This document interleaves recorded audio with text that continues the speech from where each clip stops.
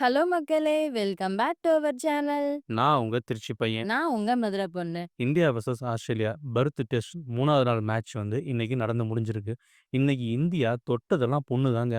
Jaiswal miracle innings, கோலியோட century, ஆஸ்திரேலியாவுக்கு இமாலயா டார்கெட் ரன்னு இப்படி எல்லாமே இந்தியாவுக்கு சாதகமா அமைஞ்சிருக்குங்க.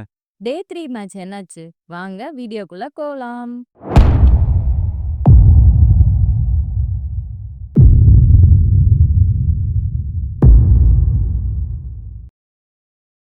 ஹாஃப் செஞ்சுரி போட்டிருந்த ராகுல், செஞ்சுரிக்கு வெயிட் பண்ணியிருந்த ஜெய்ஸ்வால் 2 பேரும் இன்னைக்கு இன்னிங்ஸ தொடங்குனாங்க.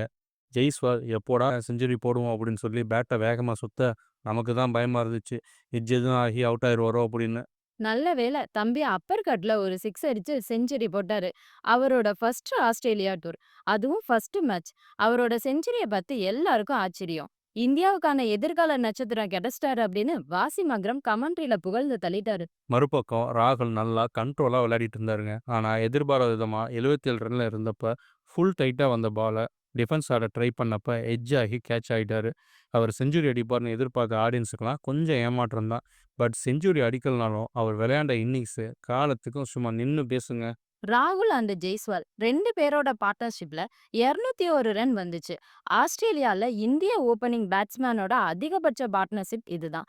இதுக்கு முன்னாடி 1985-86ல இந்திய ஆஸ்திரேலியா டூர்ல சிட்னி டெஸ்ட்ல கவாஸ்கர் ஸ்ரீநாத் 2 பேரும் சேர்ந்து 191 ரன் அடிச்சிருந்தாங்க.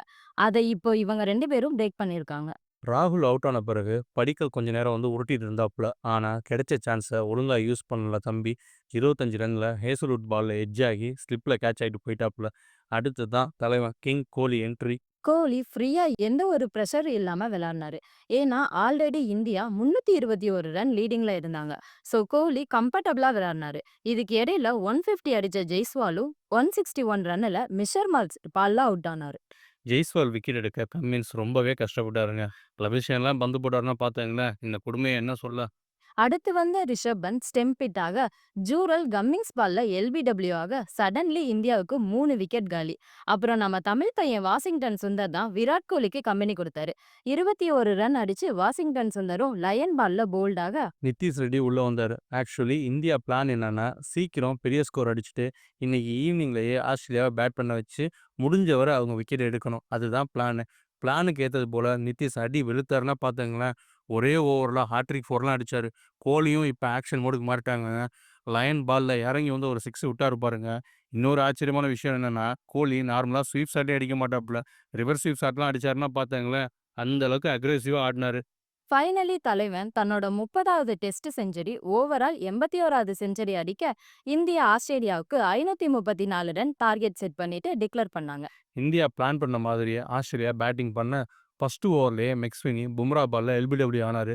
நைட் வாட்ச்மேனா உள்ள வந்த கம்மின்ஸும் சிராஜ் பால்ல அவுட் ஆக வேற வழியே இல்லாம லபுஷன் உள்ள வர ஆரம்பிச்சிட்டாங்க. அவரும் பும்ரா பால்ல எல்பிடபிள்யூ. இப்போதைக்கு ஆஸ்திரேலியா 12 ரன்னுக்கு 3 விக்கெட்.